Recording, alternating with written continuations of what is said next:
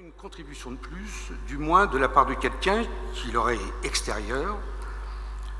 Cependant, dans la mesure où ils m'ont beaucoup intéressé, j'allais dire passionné, et je songe bien sûr à ceux sur lesquels j'ai principalement travaillé, et je vais en parler maintenant, à savoir les prophétismes en Côte d'Ivoire, je crois pouvoir livrer quelques éléments d'analyse qui, sans avoir la prétention d'être novateurs, sont susceptibles d'aider utilement aux discussions de ce colloque, en ce lieu hautement emblématique qu'est le centre Simon Kimongo.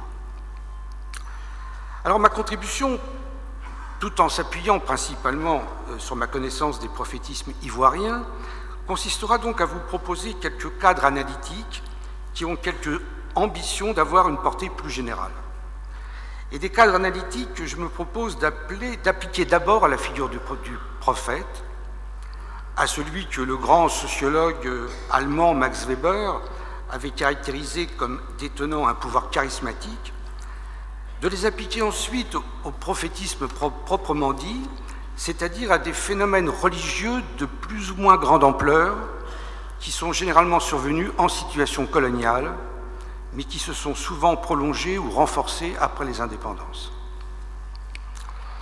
Alors, sans plus attendre, je commencerai donc par la figure du prophète en m'autorisant d'abord de la référence à un grand philosophe, Spinoza pour le nommer, qui s'est lui-même autorisé, quitte à prendre pas mal de risques, qui s'est lui-même autorisé à examiner de près le prophétisme hébreu, celui donc de l'Ancien Testament, et à montrer que les multiples figures qui le composent, de Moïse à Jean-Baptiste, en passant par Élie, Daniel, ont toutes exercé bien davantage que leur entendement, à savoir leur imagination. Et que cette imagination, pour chacun des prophètes hébreux, compte tenu du contexte historique et compte tenu de sa personnalité, a été une imagination particulière, c'est-à-dire comparable mais non identique aux autres.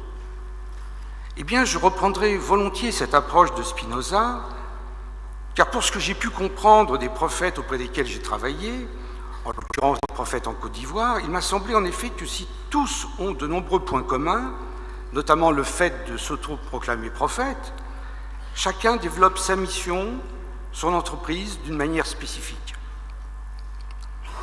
Dans le sillage d'une trajectoire existentielle souvent riche, mais tumultueuse, chacun avec plus ou moins de réussite compose une vision du monde et une théologie qui lui est propre.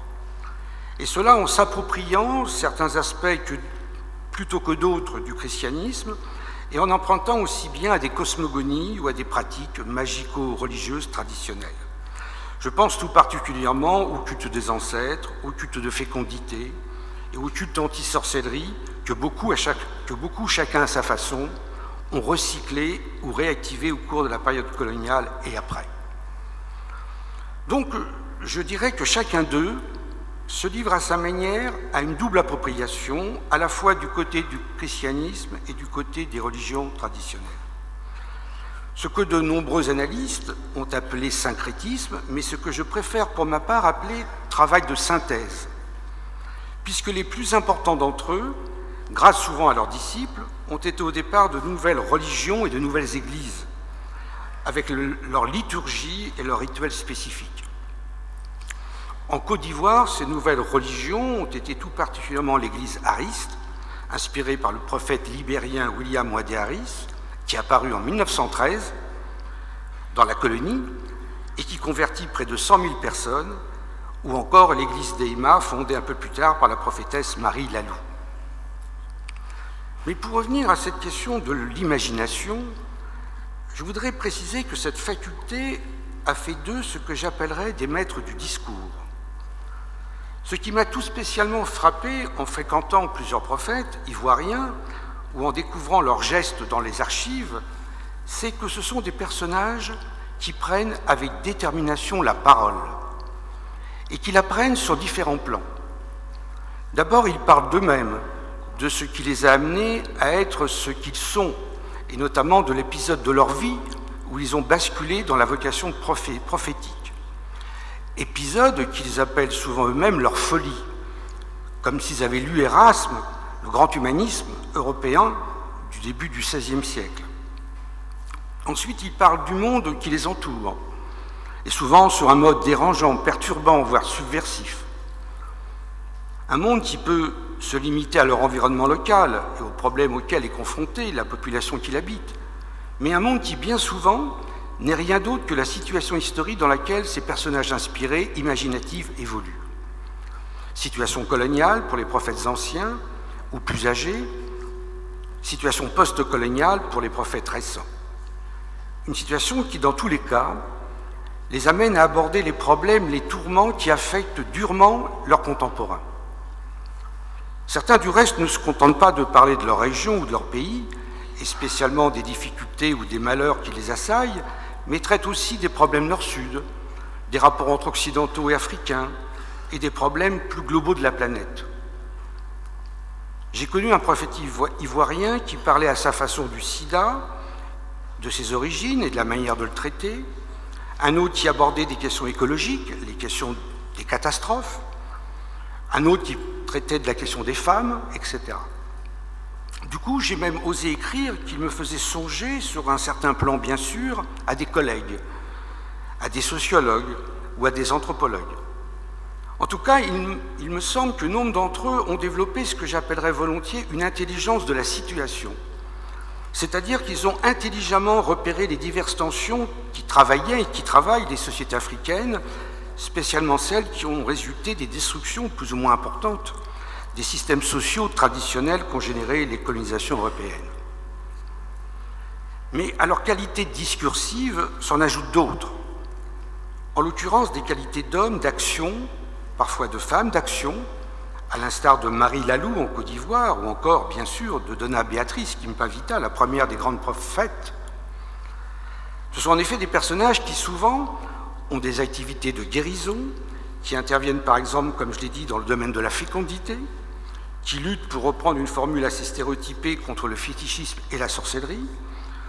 On pourrait parler à cet égard d'entreprises prophylactiques, qui créent en outre des communautés thérapeutiques et des communautés d'adeptes, et qui doivent les organiser avec tout ce que cela implique comme gestion des affaires humaines. J'allais dire de management ou de gouvernance, pour employer des mots à la mode. Ce sont des personnages qui donnent des consignes, qui cherchent à être massivement entendus et qui ont donc une forte capacité de mobilisation. Il y a par conséquent chez eux de l'activisme, du militantisme, de la prise de risque, comme en témoigne l'arrestation de Simon Kimbongu, qu'on vient d'évoquer en 1921, ou l'expulsion de William Waderis en Côte d'Ivoire par les autorités coloniales en 1915, qui l'ont ramené manu militari au Libéria. Toutes choses qui procèdent de leur faculté imaginative, mais qui résultent plus précisément de ce premier passage à l'acte, qui fut lui-même consécutif à l'épisode de leur révélation ou de leur folie.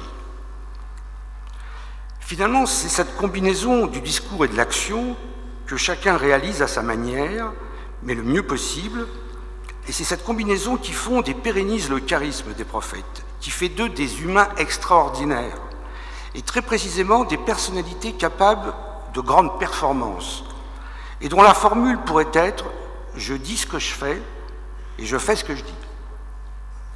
Mais à quoi j'ajouterais immédiatement que ces performances ou cette formule accordant la parole à l'action pourrait s'appliquer aussi bien au Christ et à Mohamed, qui ont tout à la fois pris la parole, et cela de façon particulièrement dérangeante pour leur propre milieu social, et qui ont généralement agi avec beaucoup de détermination et de prise de risque, parfois de risque de mort.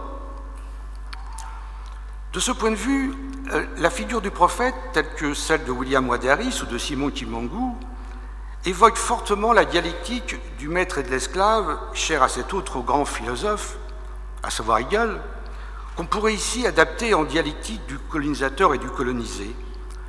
Une dialectique dans laquelle l'esclave ou le colonisé s'émancipe, accède à la souveraineté, non seulement par le travail, et le travail ici pour les prophètes, c'est précisément le double travail d'appropriation que j'évoquais il y a un instant, mais aussi et surtout en mettant sa propre vie en jeu. Mais je voudrais précisément revenir sur ce double travail d'appropriation religieuse des prophètes, à la fois du côté du christianisme et du côté des religions traditionnelles. Comme je l'ai dit, il ne s'est pas agi là de syncrétisme, comme on l'a trop souvent dit, Il s'est agi bien plutôt de synthétisme, si vous me permettez ce néologisme, c'est-à-dire que les prophètes, les grands prophètes ivoiriens, congolais et plus largement africains, ont été, et là est très précisément leur performance, des inventeurs de nouvelles religions et pour certains de nouvelles grandes églises. Cependant, on ne saurait prendre toute la mesure de ce travail d'appropriation, de ces synthèses ou de ces innovations à partir de leur seul caractère religieux ou spirituel. Car étant donné qu'ils sont survenus d'abord en contexte colonial, c'est-à-dire dans un contexte de domination, les prophétismes ont eu d'entrée de jeu un caractère politique. Il y avait à l'évidence une volonté de ne pas être conforme aux injonctions ou aux attentes du colonisateur, et spécialement à celles des missionnaires, dans l'acte de se proclamer prophète et dans celui d'être le fondateur de mouvements ou de communautés qui ne devaient pas être sous la dépendance du clergé catholique ou protestant européen. Même si le clergé protestant était assez logiquement plus conciliant vis-à-vis d'eux que le clergé catholique. C'est ce que firent par exemple les disciples ivoiriens de William Wade Harris, qui refusèrent de rentrer dans les rangs catholiques et protestants comme ils y étaient fortement invités par les uns et les autres. Ce que je veux plus précisément dire, c'est qu'il y a dans la double appropriation religieuse spirituelle des prophètes, des prophétismes, une façon de s'arracher, pour reprendre une formule du philosophe français Jacques Rancière, une façon de s'arracher de la place assignée par le colonisateur, et donc de manifester, sinon de l'indépendance avant la lettre, du moins une forte autonomie. Du reste, le colonisateur ne s'y est pas trompé, puisqu'il a assez vite réprimé les prophètes, voyant précisément en eux et dans la rapidité des mouvements auxquels ils ont donné naissance, des phénomènes qui échappaient à leur contrôle, quitte, en les réprimant, à générer une martyrologie et de cette manière à leur donner une plus large audience. Ce qui est assez remarquable, dans le cas notamment du harisme en Côte d'Ivoire, c'est que le prophète libérien, William Wade Harris, fut au départ, c'est-à-dire au cours de l'année 1913-1914, reconnu, voire soutenu par les autorités coloniales qui l'appelèrent leur divine providence. Non seulement il avait entrepris de lutter contre le fétichisme et la sorcellerie, mais de surcroît, il invitait ses adeptes et les populations qu'il visitait à aller promptement à l'école des Blancs et à se mettre plus largement à l'heure de la modernité que le colonisateur était réputé incarner. Harris se déclarait rien moins que prophète des temps modernes.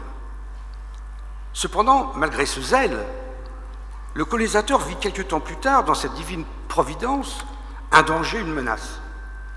Le prophète libérien avait en effet tellement de succès que l'administration coloniale s'aperçut qu'elle était en train d'être fortement concurrencée sur le plan de sa propre autorité.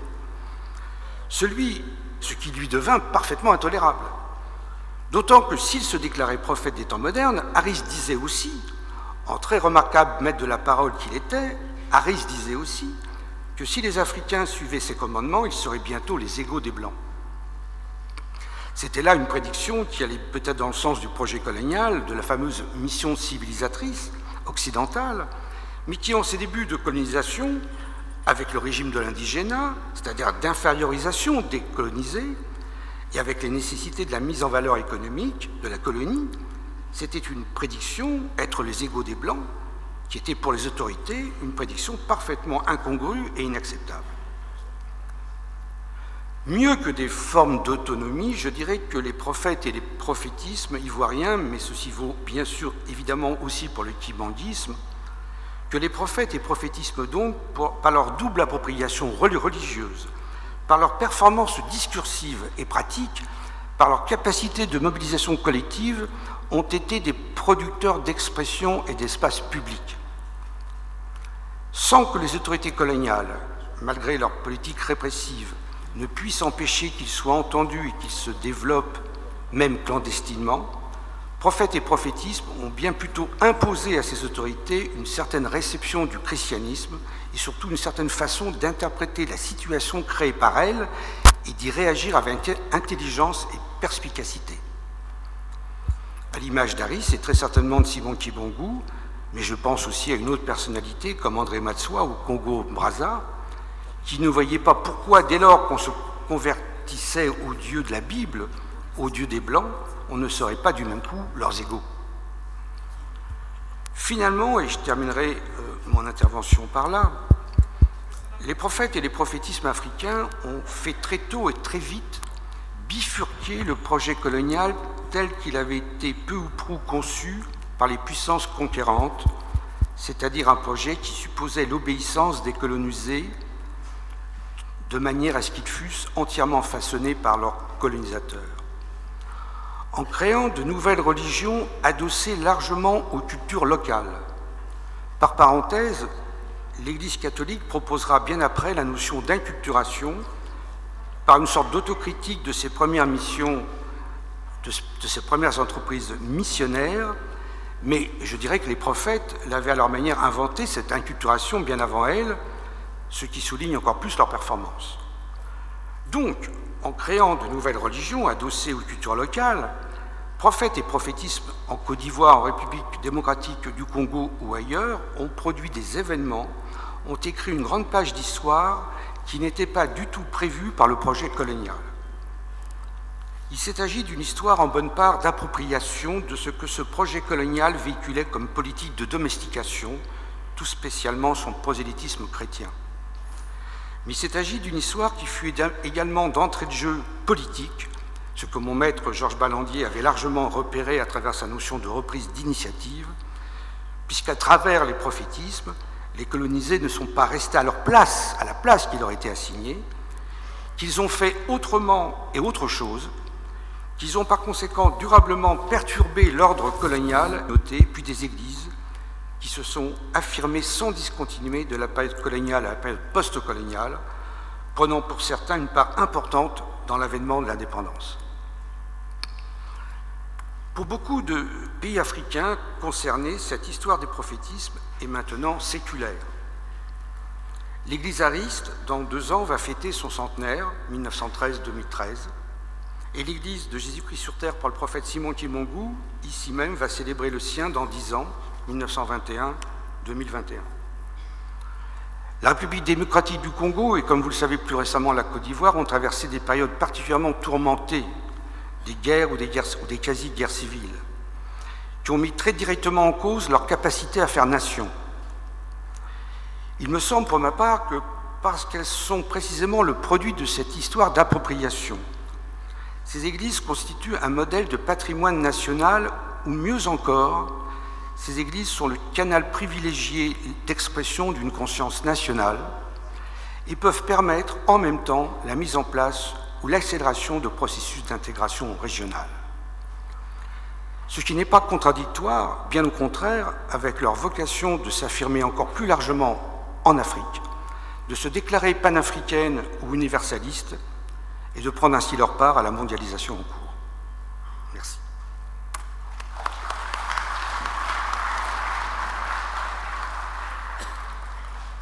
Merci beaucoup, chers collègues, Jean-Pierre Dozon. Nous avons compris par votre conférence, votre exposé, tout l'intérêt que vous avez depuis longtemps porté sur cette question liée au prophétisme et notamment à l'issue de cet intérêt, de nombreuses publications réalisées pour approfondir les analyses donc amorcées il y a une 50aine d'années. Vous avez donc insisté sur les différentes figures qui existent concernant les prophètes ou les prophétesses aussi, concernant leurs fonctions dans les sociétés et les usages que nos différentes communautés, nos différentes sociétés réalisent autour ou au sujet de ces prophètes. Nous avons insisté dès le départ qu'il s'agit ici d'une lecture d'un anthropologue, mais que ces églises constituent, du moins pour la société, nos sociétés contemporaines, des canaux privilégiés, à la fois pour pouvoir assurer des transformations et des innovations liées aux mutations en cours, mais en même temps pour pouvoir envisager une véritable histoire d'appropriation. Rénovation et innovation sont au centre en même temps de ce que les églises apportent à nos communautés, du moins dans leur trajectoire. Comme je l'ai dit pour le premier, cette conférence est enrichie par la comparaison faite entre notamment Simon Kimbangu et les autres prophètes. Et je dois vous dire que le professeur Jean-Pierre Dozon est l'un des grands spécialistes de la Côte d'Ivoire. Donc, nous allons donc nous retrouver dans le cadre de travaux en panel pour pouvoir aussi examiner et approfondir toute la problématique qui venait d'être esquissée. Professeur, merci beaucoup, mais reste un peu là. Merci beaucoup pour cette contribution significative à l'enrichissement de nos débats qui vont suivre. Cet après-midi, non, c'est donc à partir de 10h, donc à partir de 11h15, parce que nous allons avoir une petite pause. Vous avez compris le retard avec lequel nous avons commencé les travaux. Nous allons avoir 2 panels qui vont fonctionner. Le premier panel porte sur Simon Kimbangu et le kimbanguisme dans les sciences sociales et les mémoires. Et ce panel sera présidé par le professeur Dr Gauthier de Villers, du Musée royal de l'Afrique centrale à Tervuren, en Belgique. Et il aura comme discutant le professeur Serge Mboukou de l'université de Metz. Et enfin, comme rapporteur de cet atelier, le docteur Anne Mélis de l'université de Liège. Et nous allons à cette occasion écouter plusieurs communications. Dans le cadre de cet atelier, je préférerais les donner immédiatement. Le professeur Ndayouele Isidore Nziem sur Simon Kimbangu, une mémoire fondamentale pour la construction du Congo. Le docteur Laurent Gankama de l'université Marie-Ngouabi, le kimbanguisme, un paradigme novateur face à des obstacles épistémologiques. Docteur Serge Mboukou de l'université de Paul Verlaine, comme je venais de le dire, de Metz, de Kimpa Vita à Simon Kimbangu, réflexion sur un jeu d'écho prophétique. Au cours de cette conférence, le même professeur présentera le livre qui vient de sortir sur Kimpa Vita, publié chez l'Harmattan. Ernest Wambada Wamba, qui est un peu malade, on va essayer de voir s'il sera là, il parlera de l'héritage de Simon Kimbangu, filiation et diversité des églises prophétiques de l'Afrique centrale. Ngoma Binda, dans l'après-midi à 14h, le professeur, ancien doyen de la faculté des lettres et sciences humaines de l'université de Kinshasa, philosophe de son état, philosophe politique, la réception du kimbanguisme par les intellectuels africains. Mais cette communication sera en même temps aussi doublée d'une autre communication qu'il avait déjà préparée concernant notamment les œuvres sociales, en fait, mais vues par un philosophe. Mwenebatende Gaston, qui est un grand sociologue de l'université de Kinshasa et des facultés catholiques de l'université catholique au Congo, l'un des pionniers aussi dans ce domaine. Il a publié énormément d'articles sur la question, parlera de parcours politique et discours religieux. Un Prométhée noir, Simon Kimbangu. Anne Mélis, l'image de l'université de Liège, comme je venais de le dire, l'image politique de Simon Kimbangu. Mais ça, c'est la première intervention pour elle, parce qu'il y aura une deuxième intervention avec Ramon Saro. le professeur Émile Bongeli et Yeiko Yaata de l'Université de Kinshasa parlera de Simon Kimbangu et la nation congolaise. Et toujours dans l'après-midi, le professeur Dr Nyonda Yarubango Pascal de l'Université de Creighton, l'université aux États-Unis, il parlera de regards croisés sur les représentations de Simon Kimbangu. Kibanda Matungila de l'Université de Kinshasa, anthropologue, de Mafuta à Kimbangu face à l'Église de la conquête, la spiritualité de la résistance. Et le professeur Mathieu Tchungu, ancien doyen de la faculté des sciences sociales de l'Université de Kinshasa et l'un des doyens de notre faculté des sciences sociales, il parlera d'ailleurs, il présidera aussi un panel, Simon Kimbangu, la conscience du peuple congolais. Ça, c'est le premier panel. Le deuxième panel, je préférais donner cette économie. Deuxième panel, qui est le kimbanguisme de la perception à la reconnaissance officielle. Il sera présidé par l'historien professeur Dr Kamba Ibouacha de l'Université pédagogique nationale. Vous les connaissez, du moins au niveau des Congolais. Il a beaucoup écrit et il parle beaucoup à la télévision de ces questions, notamment de l'histoire contemporaine. Il aura comme discutant César Nkunku de l'Université de Lubumbashi, qui est historien, et comme rapporteur le professeur Dr Charles Kwama, chef du département des sciences historiques à l'ISP Gombe. Et enfin, nous aurons comme